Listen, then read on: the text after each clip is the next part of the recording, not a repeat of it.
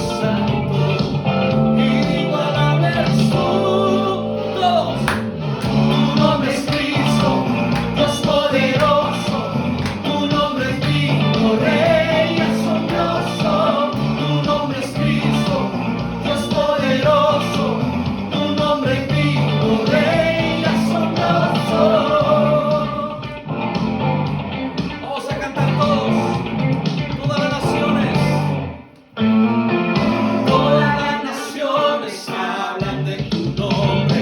Todo ser creado confiesen que eres Dios. Todas las criaturas se rinden a tu nombre. Todo el firmamento confiesen que eres Dios. ¡Oh! Confesamos que tú eres santo. Confesamos que tú eres digno. Confesamos que tú eres santo. Igual eres tú. Tu nombre es Cristo, Dios poderoso. Tu nombre es digno, Rey asombroso. Tu nombre es Cristo, Dios poderoso. Tu nombre es digno, Rey asombroso. Tu nombre es Cristo, Dios poderoso. Tu nombre es digno, Rey asombroso. Tu nombre es Cristo, Dios poderoso. Tu nombre es digno, Rey asombroso.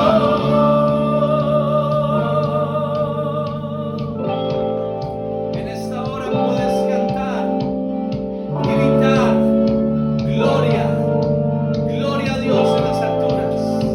Cántalo así.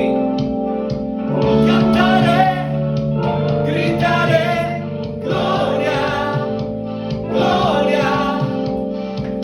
Cantaré, gritaré, gloria, gloria. Cantaré, gritaré, gloria, vamos, gloria. Cantaré, gritaré, gloria, gloria.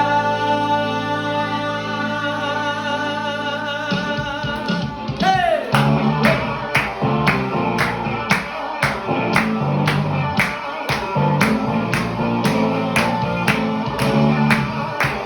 Tú eres Cristo. Vamos a levantar nuestra voz a declarar, vamos. Tu nombre es Cristo, Dios poderoso. Tu nombre es digno, Rey asombroso. Tu nombre es Cristo, Dios poderoso. Tu nombre es digno, Rey asombroso. Tu nombre es Cristo, Dios poderoso. Tu nombre es digno, Rey asombroso. Tu nombre es Cristo, Dios poderoso. Tu nombre es digno, Rey asombroso.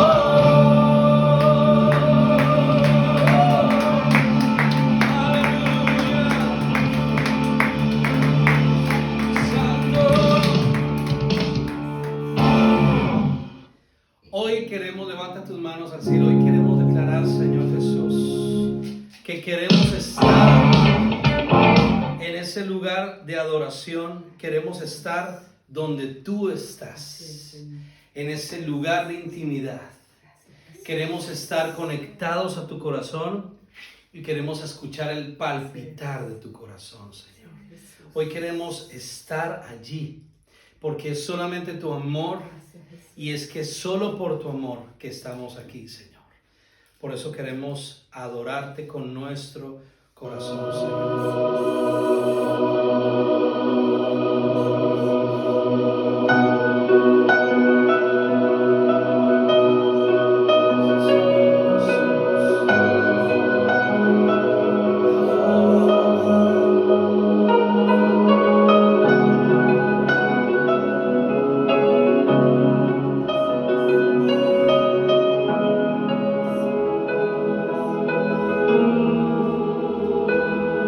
Es solo tu amor.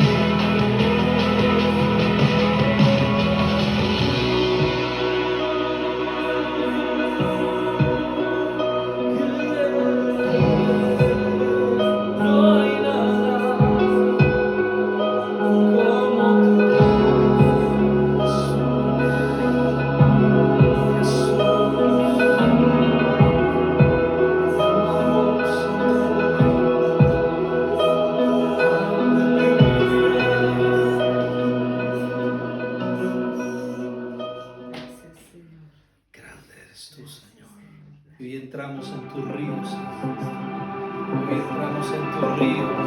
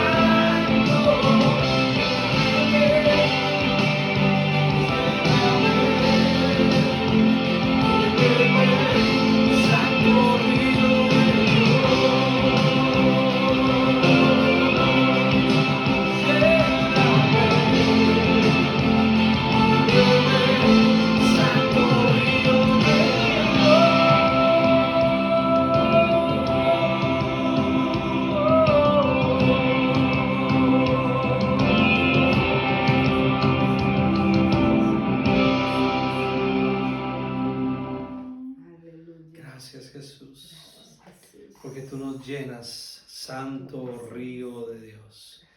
Tú nos llenas, llenas nuestras vidas, llenas nuestro corazón con tu presencia, con tu unción. Espíritu Santo, gracias, porque tú estás con nosotros. Y si tú estás con nosotros, ¿quién en contra de nosotros?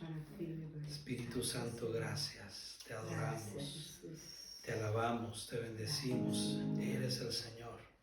Eres el Señor de nuestras vidas. A ti levantamos nuestro corazón y nuestra alma. Y te pedimos que nos llenes cada vez más de tu presencia, Jesús. Que fluya tu unción, que fluya como un río en esta hora. En el nombre de Jesús. Como tú quieras, Dios, como tú quieras. Como tú quieras, Señor. Aleluya. En el nombre de Jesús. Amén y amén. Bueno, qué bendición estar en la presencia del Señor. De verdad que es un gran privilegio para mí otra vez estar llevando a cabo este servicio en línea. Gracias al Señor por su infinita misericordia. La palabra del Señor dice que cielo y tierra pasarán, pero la palabra del Señor nunca pasará. Y hoy es un día no para estar afligidos, no un día para estar mal, sino un día para estar gozosos. Repito, no es un día de resurrección porque lo celebra el mundo. No, todos los días deben ser de resurrección. Pero hoy quiero hablarles específicamente con respecto, a algunas cosas importantes que tienen que ver con esta semana. Así que si tú tienes tu Biblia, tómala. Vamos a hacer nuestra declaración habitual sobre la palabra del Señor. Di conmigo, esta es mi Biblia, la palabra de Dios. Yo soy lo que la palabra de Dios dice que yo soy, y yo tengo lo que la palabra de Dios dice que yo tengo, y puedo hacer lo que la palabra de Dios dice que yo puedo hacer. Hoy me someto al señorío de tu palabra, que es una palabra incorruptible, inconmovible, santa y perfecta. Trae tu palabra a mi vida, en el nombre de Jesús. Amén. Y abre tu Biblia, si tú no la tienes, compártela con la persona que tengas a tu lado. Y quiero invitarte para que la abras en Isaías capítulo 53. Vamos a ir a la palabra en esta hora. El libro de Isaías en el capítulo 53. Te quiero pedir el favor de que te ubiques a partir del versículo número 13. 13. Normalmente en esta semana, versículo 1, estoy confundido en eso, es verdad. A partir de esta semana, en el mundo, en algunas partes del mundo, se celebra la Semana Mayor, ¿no? Lo pongo entre comillas porque no debería ser así. Realmente no debería ser única Semana Mayor. Todas las semanas deberían ser importantes. Pero es verdad que cuando estamos en medio de tantas personas que aún en su mente y en su corazón tienen un pensamiento un poco más religioso con respecto a lo que es esta semana, me refiero, que llevan su corazón y su mente, su entusiasmo, inclusive hasta sus finanzas, porque hay muchos que viajan hasta muy lejos. Ahora que estamos con el tema de la pandemia, pues realmente se dificulta un poco, pero viajan hasta muy lejos para hacer un peregrinaje y llegarse a diferentes lugares. Hablo de iglesias donde hay una historia, hay una tradición y hay ciertos ídolos, ciertas figuras que representan, entre comillas, a Dios y a los que para Él trabajaron. Hablo de sus discípulos y los que antes de Él también estuvieron. Pero específicamente para el tiempo de Jesucristo, entonces muchas personas van y buscan en estas iglesias la figura de nuestro Señor Jesucristo crucificado, o buscan la imagen de la Virgen María, del apóstol Pedro y de cada uno y algunos de esos apóstoles y así sucesivamente. Pero es verdad que en estos lugares no es que no esté la presencia del Señor, puede estar la presencia del Señor, claro que sí, pero Él no está representado en ninguna figura porque esto se llama idolatría. La palabra es clara y la palabra en los 10 mandamientos nos dice que no nos debemos hacer imagen de nada de lo que está en el cielo y mucho menos de lo que está aquí en la tierra. Eso quiere decir que en la tradición católica, yo creo que usted debe saber, si me está escuchando y es católico, yo me imagino que usted debe saber lo que significa la palabra católico, porque si usted se dice ser católico, debe saber lo que significa la palabra católico, porque si no sabe lo que significa la palabra católico, entonces no vale la pena decir que lo es, porque no sabe qué es. Yo digo que soy cristiano porque creo en Cristo y le tengo una noticia. Usted que es católico o usted que también es de otra religión, pero específicamente los que creemos en esta semana que se está celebrando en Jesucristo y en su historia completa que voy a relatar en esta mañana, entonces usted también es un cristiano. ¿Por qué? Porque el cristiano es aquel que ama y adora y sigue la historia y los pasos de Jesús. Por eso nos llamamos cristianos. Y de él se hablaron unas profecías muchísimos años antes de que él estuviera y llegara a este mundo hace 2021 años. Así que en Isaías capítulo 53 vemos el relato 700 años antes de que esta profecía, cuando fue escrita, 700 años antes de que apareciera nuestro Señor Jesucristo, se habló de esta profecía mesiánica. El hecho que vamos a leer hoy, esta profecía, da un valor agregado al que los que estamos, entre comillas, repito, celebrando esta Semana Mayor, de creer en Jesucristo, da un valor esta profecía mesiánica, repito, que fue escrita 700 años antes de que apareciera Jesús. Así que vamos a la palabra. Dice en el versículo 1, ¿quién ha creído a nuestro anuncio? ¿Y sobre quién se ha manifestado el brazo de Jehová? Subirá cual renuevo delante de él, y como raíz de tierra seca, no hay parecer en él ni hermosura. Le veremos más inatractivo para que le deseemos, despreciado y desechado entre los hombres, varón de dolores, experimentado en quebranto, y como que escondimos de él el rostro, fue menospreciado y no lo estimamos. Ciertamente llevó él nuestras enfermedades y sufrió nuestros dolores, y nosotros le tuvimos por azotado, por herido de Dios y abatido. Mas él herido fue por nuestras rebeliones, molido por nuestros pecados. El castigo de nuestra paz fue sobre él, y por su llaga fuimos nosotros curados. Todos nosotros nos descarriamos como ovejas, cada cual se apartó por su camino, mas Jehová cargó en él el pecado de todos nosotros. Que el Señor añada bendición a su santa y preciosa palabra. Hoy quiero compartir un tema que denominé cruz, muerte y resurrección. Cruz, muerte y resurrección.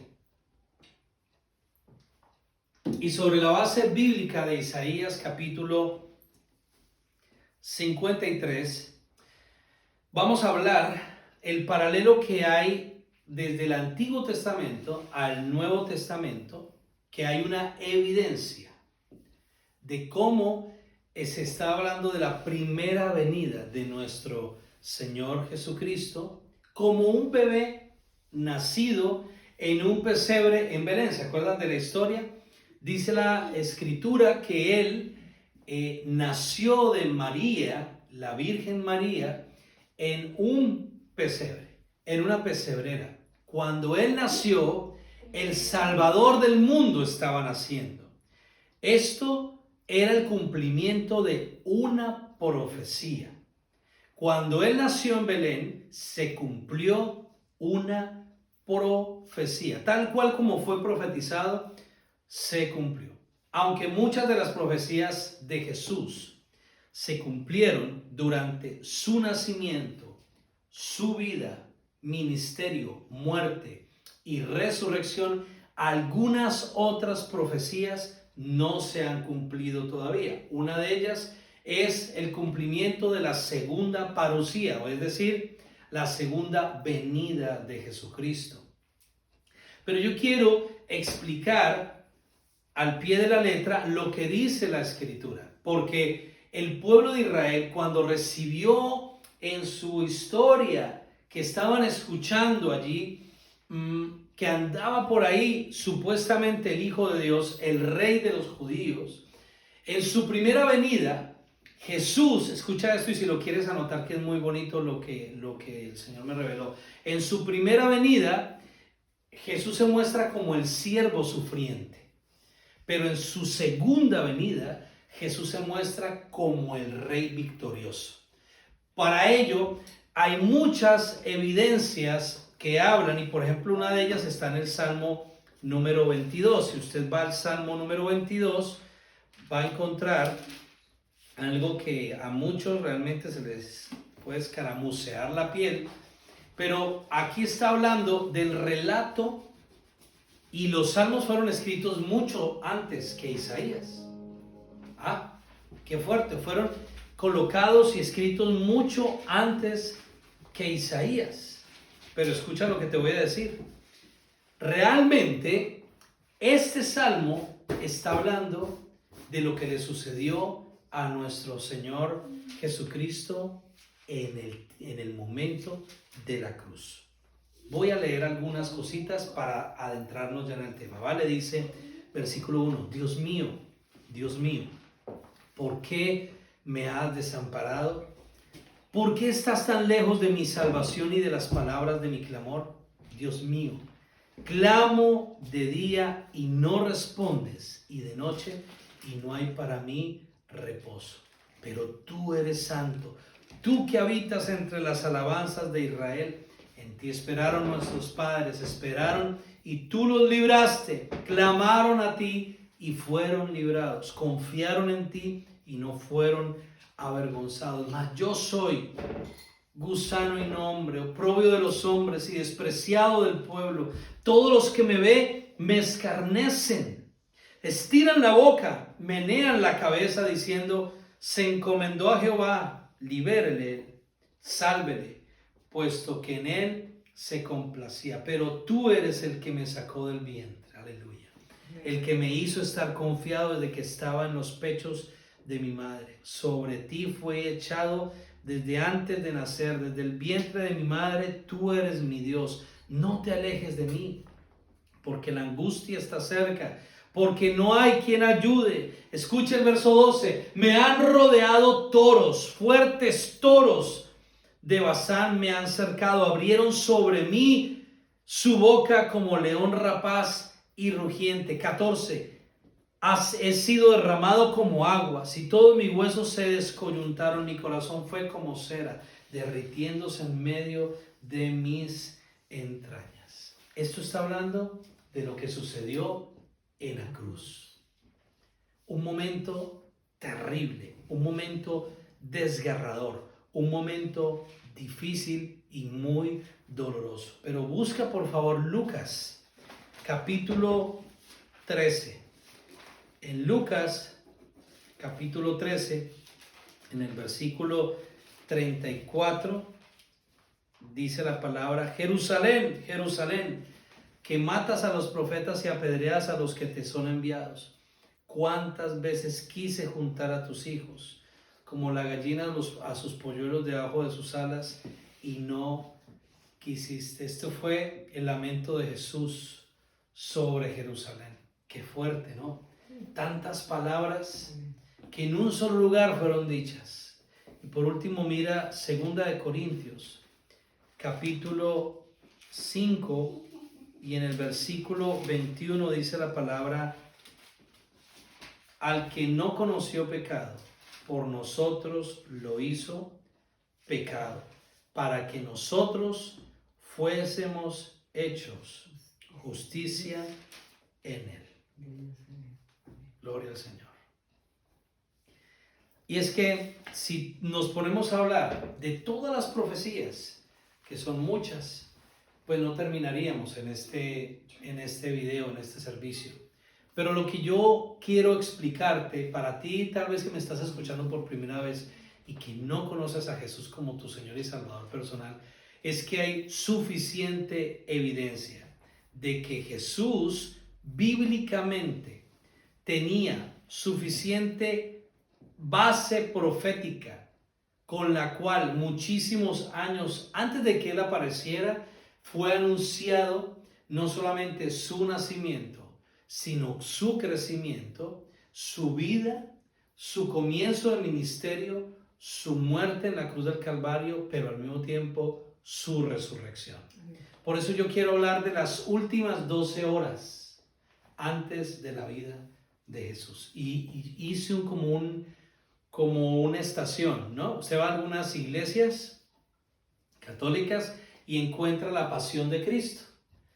Estancia por estancia, ¿qué fue lo que sucedió con nuestro Señor Jesús? Y bueno, Jesús vino al mundo cuando llegó y nació de la Virgen María, nació en el pesebre y comenzó a crecer. La Biblia dice que Él estaba cerca siempre de sus padres y cerca también al templo. A los 12 años se paró al frente de todos los escribas y los fariseos y leyó los rollos de la ley, entre comillas. ¿Sabe por qué? Porque Él los conocía. Por eso le impactó a todos lo que Jesucristo hizo. Jesús siendo un preadolescente. Pero a partir de esa escritura, hasta los 30 años, no hay nada escrito.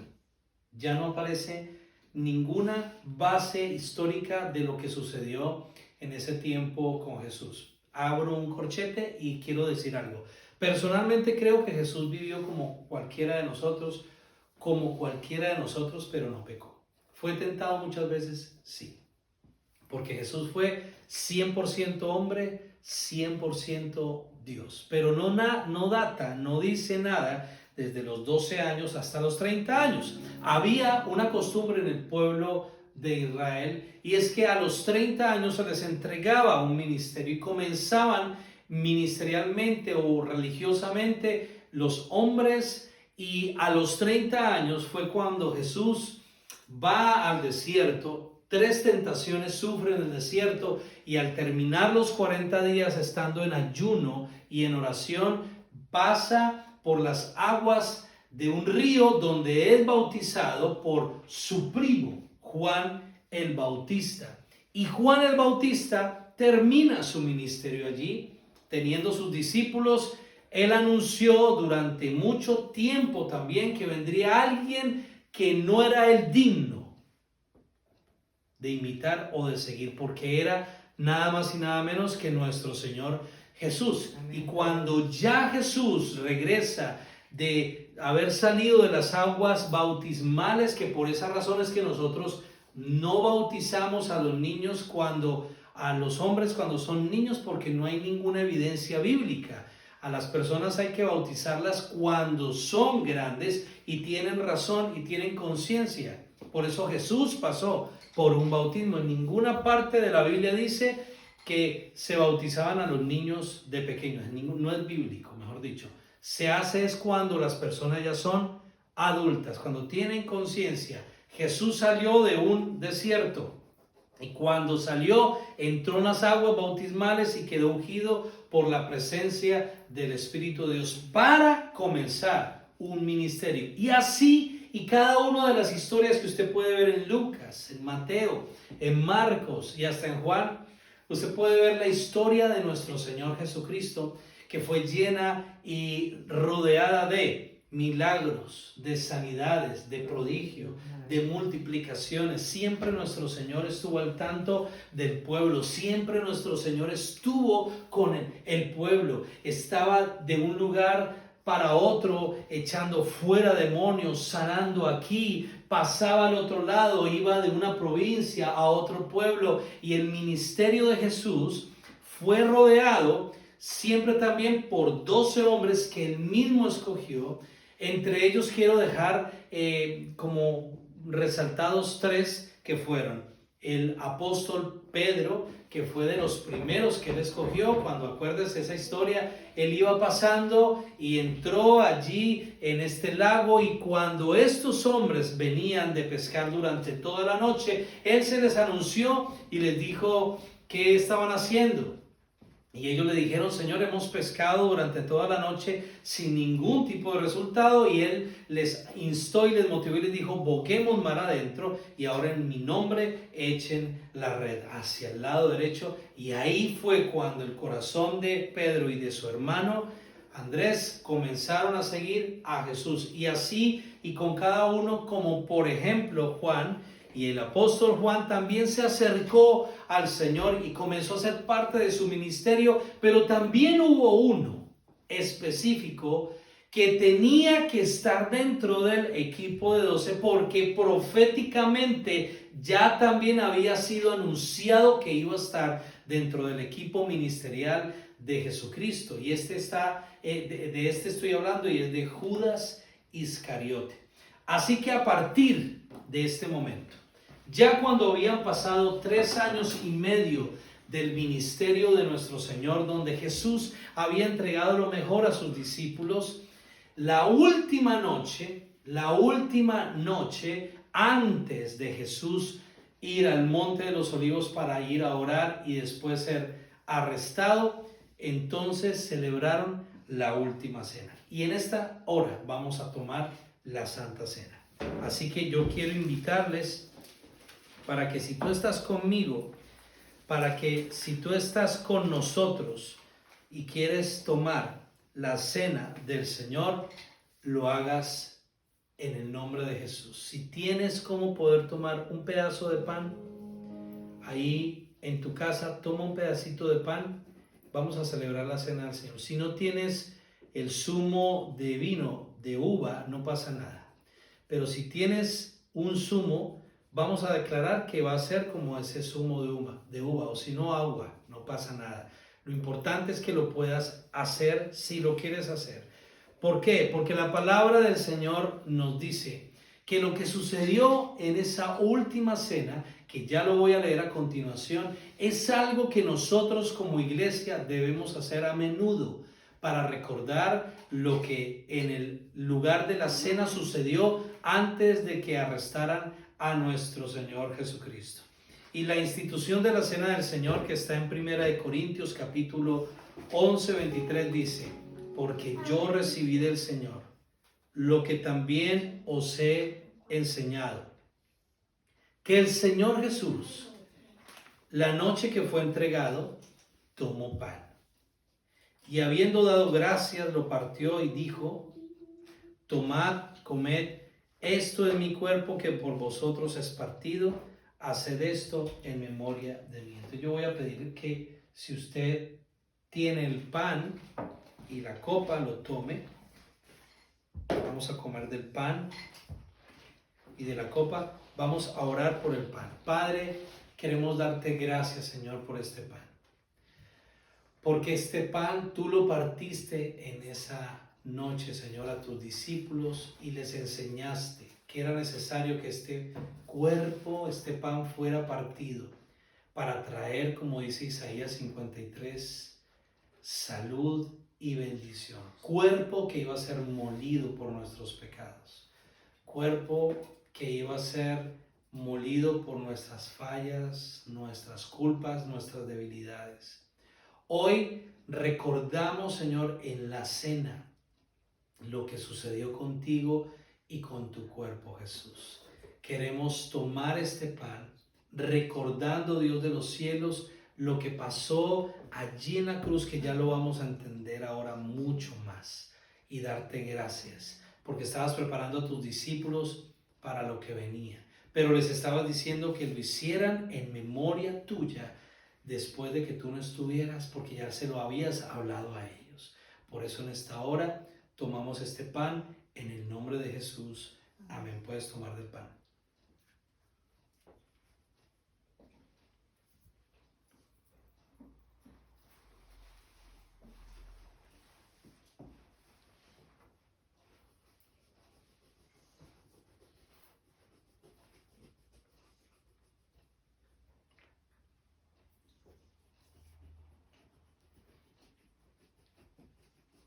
Asimismo tomó también la copa, después de haber cenado, diciendo: esta copa es el nuevo pacto en mi sangre.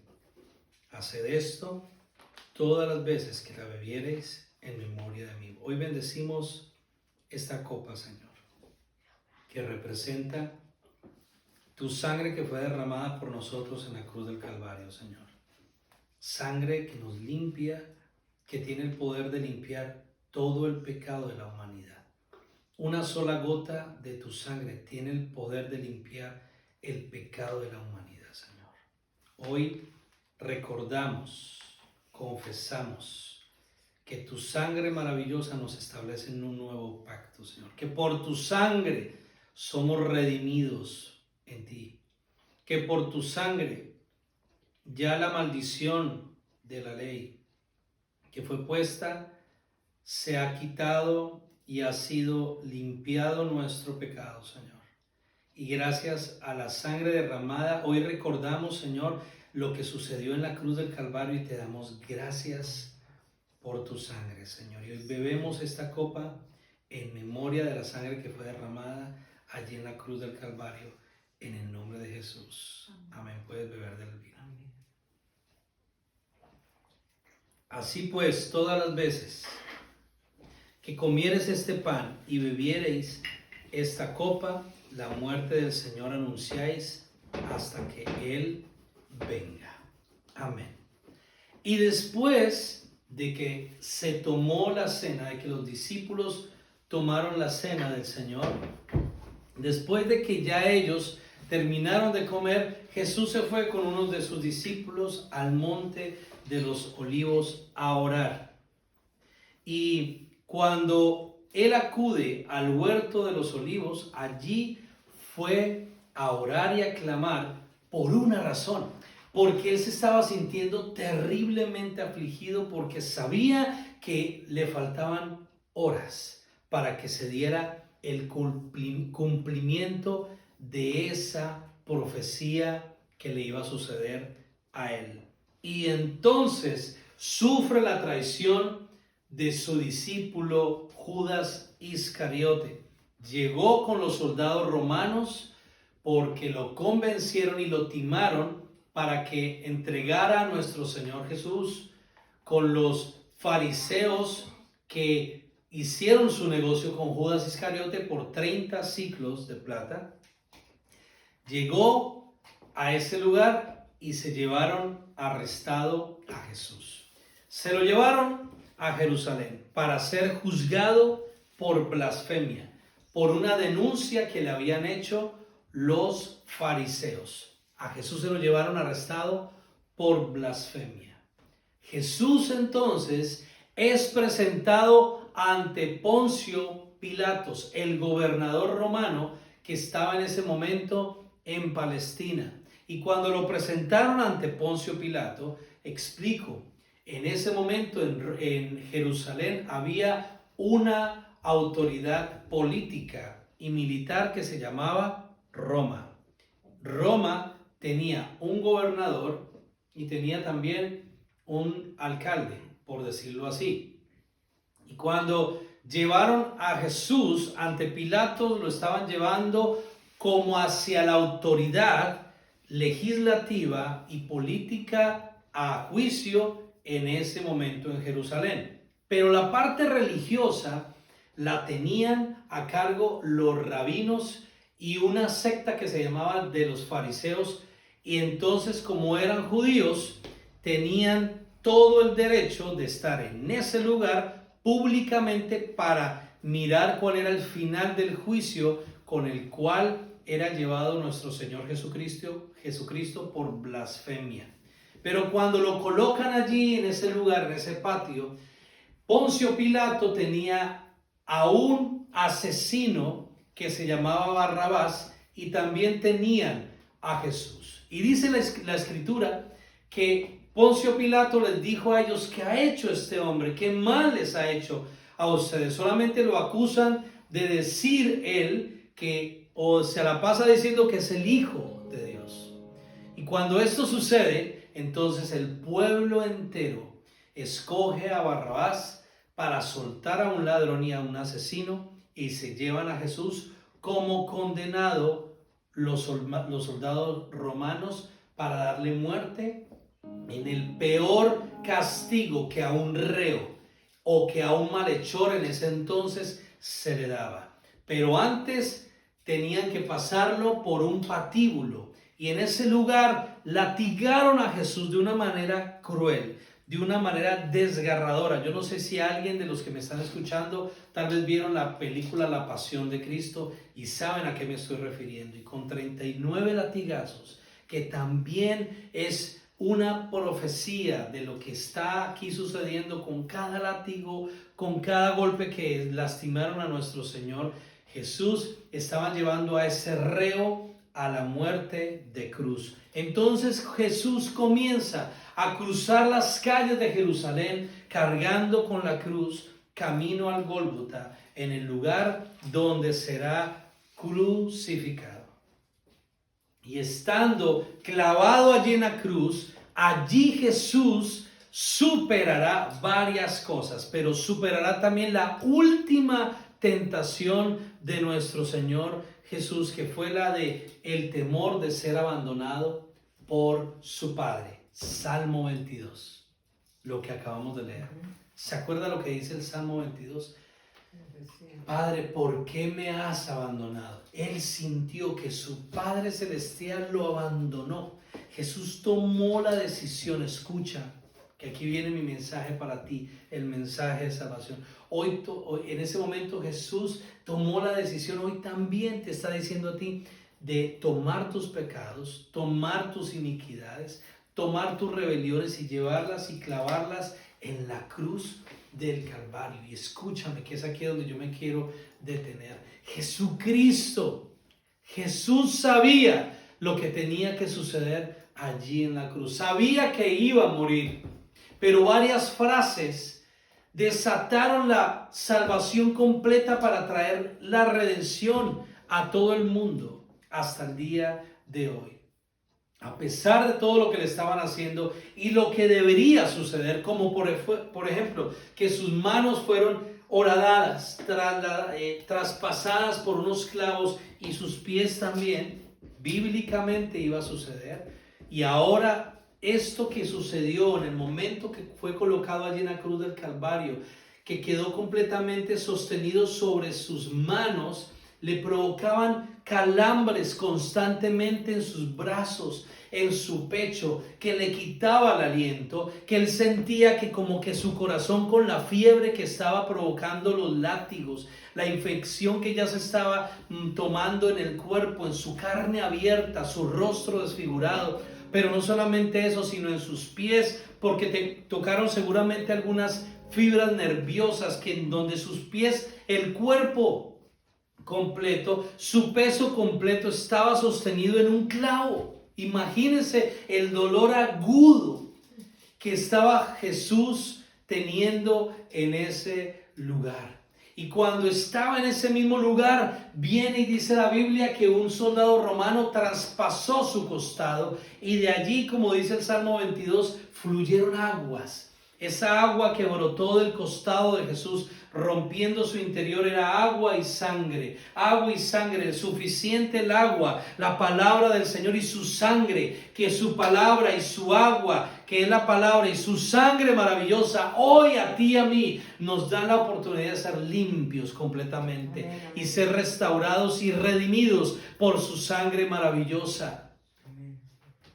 Pero no solamente cuando a Jesús lo colocaron en la cruz, lo colocaron allí clavado, sino que en su cabeza le habían colocado antes ya una corona de espinas. El lazo y el entrelazo de las espinas la enredadera de las espinas de la rosa en ese entonces de Sarón, que sus espinas eran casi de 5 centímetros, unas cosas grandísimas, que cuando le pegaron con una caña, a Jesús le enterraron en parte de su cráneo, en parte de su cabecita. Estas espinas provocaban en sí un dolor y una inflamación y un hinchazón, que el dolor de cabeza por la inflamación que tenía, no solamente por los golpes, las patadas seguramente o los puños que le colocaron y le metieron a nuestro Señor en su cabeza.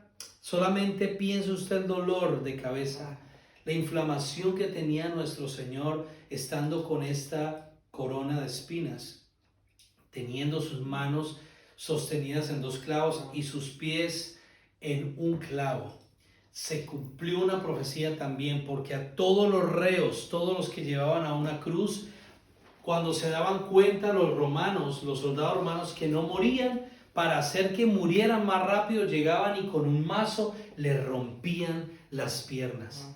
Pero cuando un soldado fue para romper la pierna, entonces alguien lo detuvo y le dijo no. Una profecía también cumplida, porque dice la palabra que no iba a ser roto, no iba a ser quebrantado. Aunque sus músculos completos, algunos estaban desgarrados, sus pies no iban a sufrir, sus piernas no iban a sufrir quebranto. Y estando allí, Jesús miró a su mamá y mirando a María, su madre, con miedo, sobreponiéndose al temor, le dijo: todo está acabado. Imagínese usted como mamá y ver a su hijo que está crucificado, completamente desfigurado. Imagínese a su hijo, aquí que tienen a uno, su hijo ya adulto, completamente desfigurado.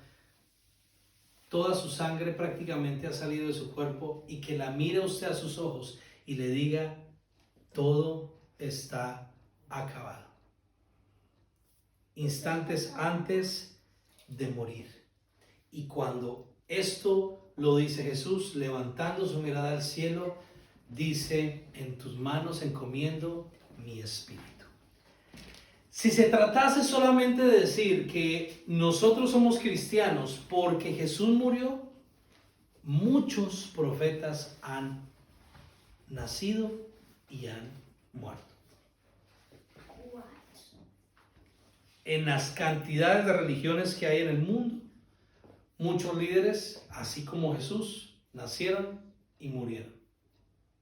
Pero lo que aquí quiero dejar claro es que hay una gran diferencia entre haber nacido, haber tenido una vida y morir, como haya sido mártir o como haya sido, a lo que Jesús hizo luego de que murió.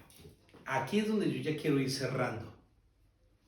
Nuestra fe no solamente está en nuestra salvación y redención, en lo que sucedió en la cruz del Calvario. Por eso yo dije al principio esta palabra: cruz, muerte y resurrección.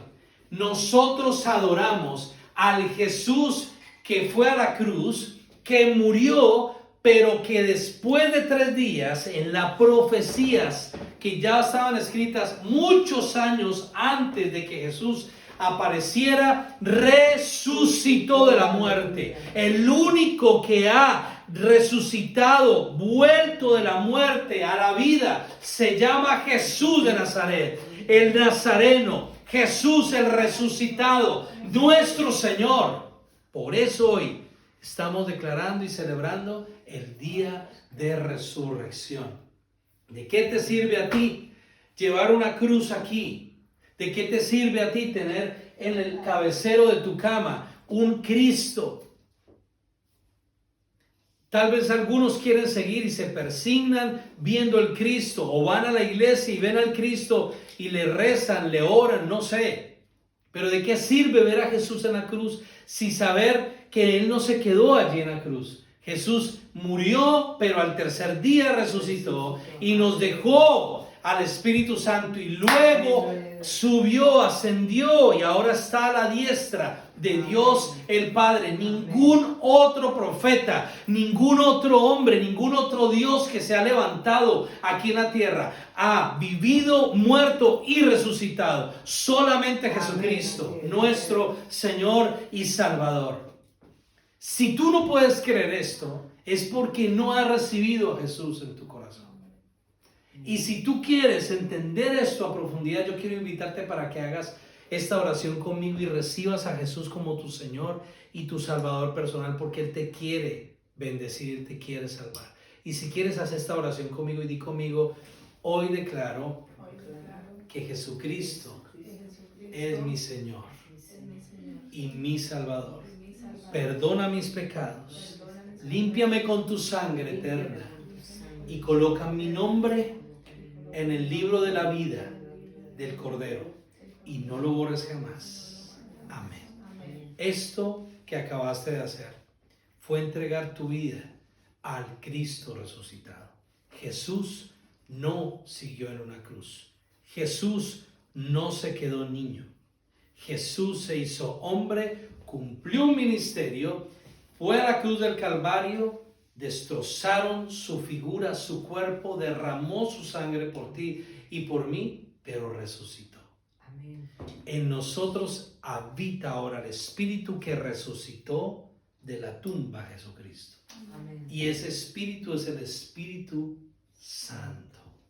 Así que yo le voy a pedir en esta hora, antes de terminar, que cierres tus ojos y vamos a pedir al Espíritu Santo que nos llene y que nos complemente del todo en la presencia del Señor, porque queremos estar llenos de la presencia del Señor, no solamente llenarnos de su amor, no solamente llenarnos de su presencia, sino que en esta hora también queremos celebrar la presencia del resucitado en medio nuestro.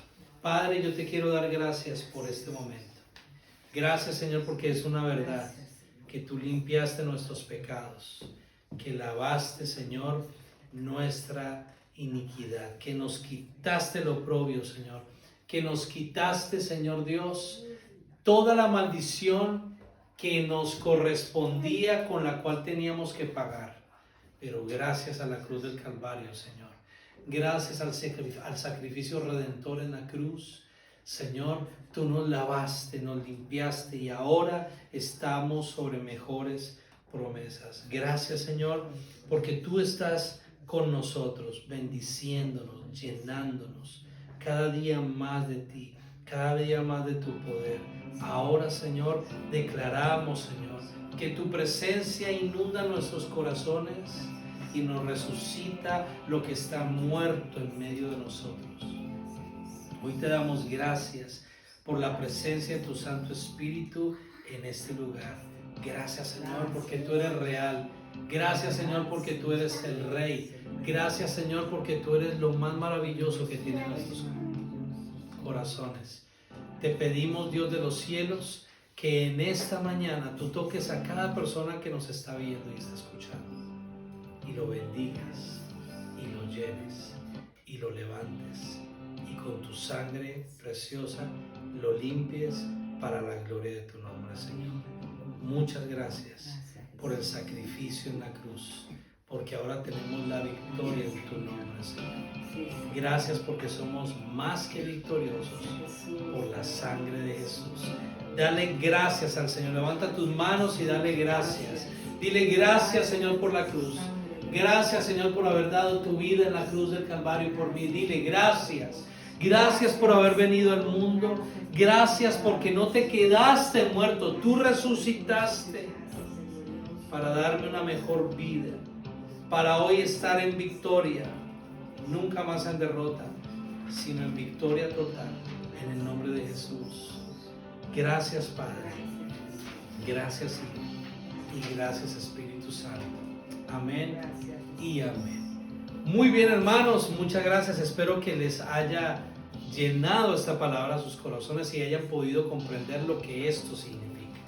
Que Dios te bendiga, que Dios te guarde, que Dios siga llenando esta Semana Santa de la presencia del Padre, del Hijo y del Espíritu Santo. Y no se te olvide que continuamos siendo hacedores de la palabra. Muchas bendiciones.